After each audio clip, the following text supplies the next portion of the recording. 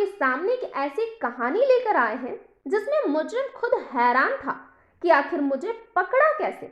मुजरिम को पकड़े जाने से ज्यादा दिलचस्पी इस बात में थी कि पुलिस उसके पास पहुंचे कैसे। जब इस मर्डर मिस्ट्री को आप सुनेंगे तो आपके रोंगटे खड़े हो जाएंगे कि कैसे एक आरोपी आरोप करने के 15 साल तक खुला घूमता रहा। इस कहानी की शुरुआत कैसे हुई और इस कहानी में आगे क्या कुछ हुआ, चलिए जानते हैं सब कुछ सिलसिलेवार तरीके से। आपने अभी तक मेरे इस चैनल को सब्सक्राइब नहीं किया तो सबसे पहले चैनल को सब्सक्राइब कर ले। 23 अक्टूबर 2018 रात के करीब 11:45 पर दो व्यक्ति ऑरिकल केयर कस्टमर ऑफिस पहुंचते हैं, जो कि बेंगलुरु के 7वीं मंजिल इमारत में मौजूद है।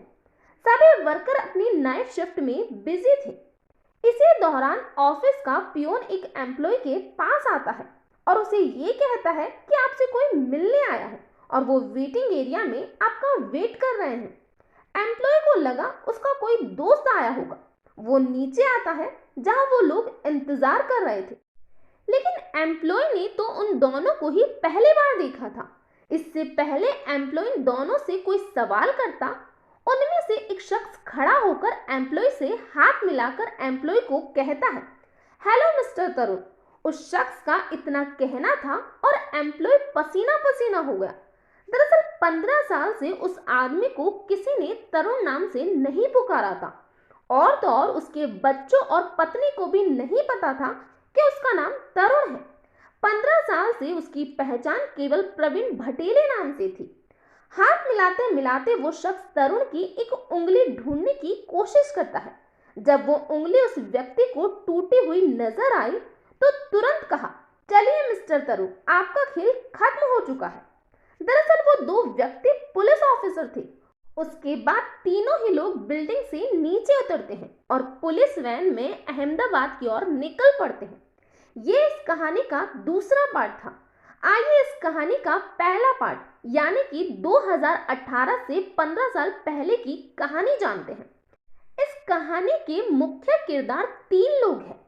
पहला है तरुण जिनराज, जो कि एक स्कूल में फिजिकल ट्रेनर की जॉब करता था। दूसरा किरदार है तरुण की पत्नी सजनी, जो कि अहमदाबाद के एक बैंक में एग्जीक्यूटिव मैनेजर थी। और तीसरी है तरुण जिनराज की प्रेमिका। तो इस कहानी की शुरुआत दिसंबर 2002 में होती है, जब तरुण और सजनी की शादी होती है। दोनों ही मूल रूप से केरला के रहने वाले थे। सजनी का परिवार काम के सिलसिले में केरल से अहमदाबाद शिफ्ट हुआ था और तरुण का परिवार भी केरला से पहले मध्य प्रदेश और मध्य प्रदेश से फिर अहमदाबाद शिफ्ट हो गया। इन दोनों का रिश्ता केरल में कुछ लोगों के जरिए तय होता है और दिसंबर 2002 में इनकी शादी हो जाती है। शादी के कुछ दिनों तक दोनों के बीच सब कुछ ठीक था। तरुण को अक्सर स्कूल टूर्नामेंट के चलते शहर से बाहर जाना पड़ता था। इस पर तरुण पत्नी सजनी को कहता था कि जब वो शहर में ना हो तो तुम अपने मायके चली जाया करो। और 13 फरवरी 2003 को भी तरुण शहर से बाहर था। इसी दिन वो अपने घर लौटा।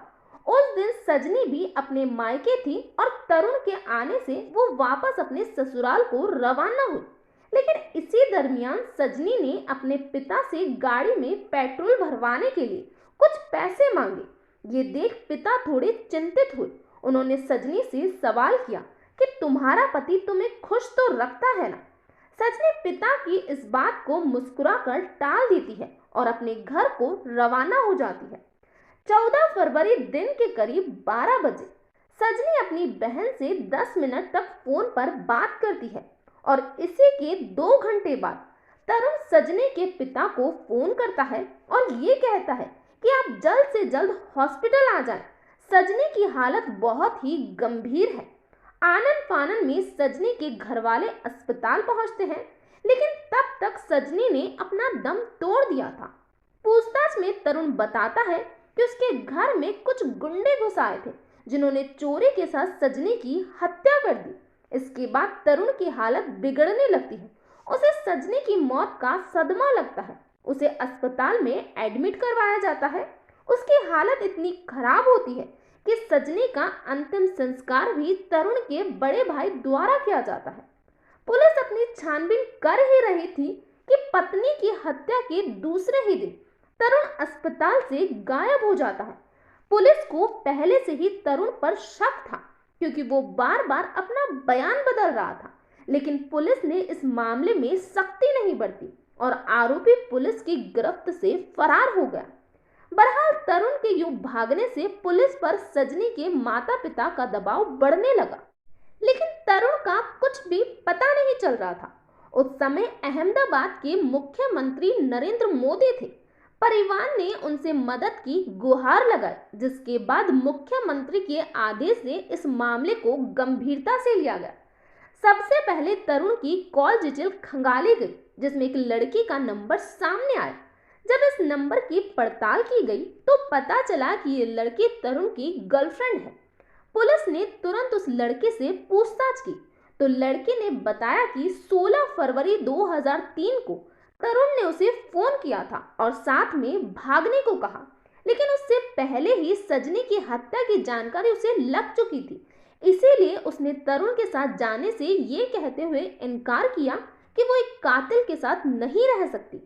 पुलिस की पड़ताल में तरुण की गर्लफ्रेंड का बयान सच निकला। इसी तरह तरुण को ढूंढते ढूंढते कई साल गुजर गए और साल 2009 में तरुण के पिता की हार्ट अटैक से मौत हो गई। जब पुलिस को इस बात की खबर लगी तो वो तुरंत तरुण के घर पहुंचे, जहां उन्हें पता चला कि 2 दिन पहले तरुण अपने माता पिता से मिलने आया था, लेकिन माता पिता ने उसे वापस भगा दिया। इस घटना के बाद पुलिस ने तरुण की मां के फोन नंबर को सर्विलेंस में डाला। तरुण की मां एक रिटायर्ड नर्स है। पुलिस अब तरुण की मां के पास आने वाले हर कॉल को सुनती थी। इन दिनों पुलिस ने एक बार फिर तरुण की गर्लफ्रेंड से पूछताछ की तो उसकी गर्लफ्रेंड ने बताया कि उसने तो नहीं, लेकिन उसके किसी दोस्त ने तरुण के जैसे दिखने वाले लड़के को दिल्ली के एक मॉल में देखा। पुलिस अपनी टीम के साथ तैयार हुई और दिल्ली के हर मॉल में पता किया, लेकिन उनके हाथ कुछ नहीं लगा। 2016 के इस क्लू के बाद पुलिस को ये यकीन हो गया था कि तरुण अभी जिंदा है। ना तो उसने आत्महत्या की है और ना ही वो किसी अन्य देश में है। इसी बीच तरुण को कई राज्यों में देखने की सूचना मिली, कभी गुजरात, कभी अहमदाबाद, कभी दिल्ली, तो कभी केरल, तो कभी मध्य प्रदेश। पुलिस ने इन 5 राज्यों में रहने वाले तरुण के दोस्त या फिर रिश्तेदार को कुल मिलाकर 4000 नंबरों की जांच की कि कहीं कोई क्लू मिल जाए, लेकिन पुलिस के हाथ खाली थे। लेकिन साल 2018 में तरुण की मां के पास एक लैंडलाइन नंबर से फोन आया। पुलिस तरुण की मां की कॉल को हमेशा क्रॉस चेक किया करती थी और ये नंबर उसकी मां के पास पहली बार आया था। कॉल भी बेंगलुरु के ऑरिकल कॉल सेंटर से आया। पुलिस को लगा कि तरुण की मां को आखिर इस सेंटर से क्या काम होगा। इसी की जांच करने अहमदाबाद क्राइम ब्रांच अपनी टीम के साथ बेंगलुरु पहुंची और उन्होंने वहां की लोकल पुलिस से संपर्क किया। इसके बाद ऑरिकल कस्टमर केयर के एचआर डिपार्टमेंट से वहां काम करने वाले हर एक व्यक्ति की डिटेल निकलवाई। बाकी सब तो ठीक था, लेकिन उस लिस्ट में एक नाम ऐसा था जिसे देख पुलिस के कान खड़े हो गए और वो नाम था प्रवीण भटेले। ये नाम पुलिस ने अपने इन्वेस्टिगेशन में कई बार सुना और फिर याद आया कि इस नाम के शख्स से तरुण की मां अक्सर फोन पर बात करती है।